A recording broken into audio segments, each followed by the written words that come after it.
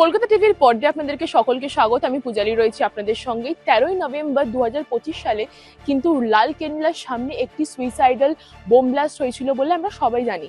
কিন্তু এই বিষয়ে কিন্তু এবার নতুন তথ্য আনা হয়েছে এনআইএ এর তরফ থেকে। জানা যাচ্ছে এই 10 জনের বিরুদ্ধে যে চার্জশিট বানানো হয়েছিল তার পরবর্তী ক্ষেত্রে কিন্তু 13 জনের নাম উল্লেখ করা হয়েছিল সেই চার্জশিটে।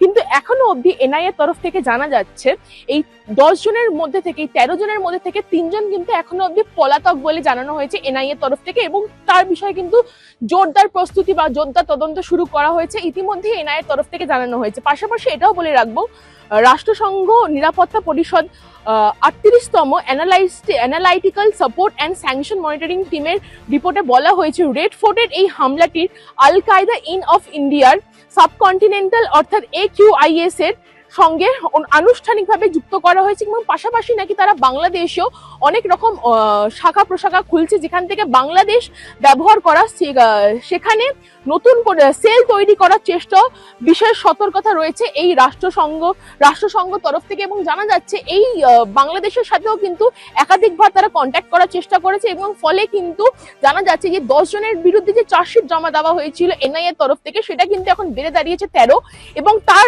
13 হওয়ার ফলে এখনো কিন্তু 3 জন পলাতক তাদের মধ্যে থেকে। এবং 2026 সালের 14ই মে এনআইএ 10 জনের বিরুদ্ধে প্রায় 7500 পাতা চার্জশিট জমা দেয়, এবং পরবর্তীকালে এনআইএ এর দাবি ওই 10 জনের প্রত্যেকেই আল কায়দা শাখা আনসার গাজওয়াত উল হিন্দ বা AGUH এর সঙ্গে যোগ ছিল। তদন্তে 588 জনের বয়ান, 395টিরও বেশি নথি এবং 200টিরও বেশি জব্দ করা সামগ্রিক প্রমাণ হিসেবে রাখা হয়েছে এনআইএ তরফ থেকে।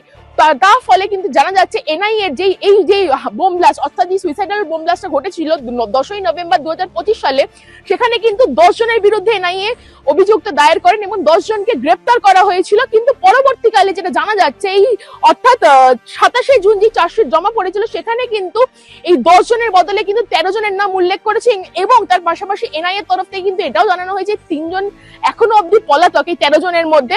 ফলে তারা জোরদার প্রস্তুতি এবং জোরদার তদন্ত কিন্তু ইতিমধ্যে চালাচ্ছে, এবং খুব শীঘ্রই তারা আশ্বাস দিয়েছে 3 জন যারা পলাতক তাদেরকেও কিন্তু ধরবে বলে জানা যাচ্ছে এনআইএ তরফ থেকে। এই সব তথ্য জানতে চোখ রাখুন কলকাতা টিভির পর্দায় রাত দিন 7 দিন।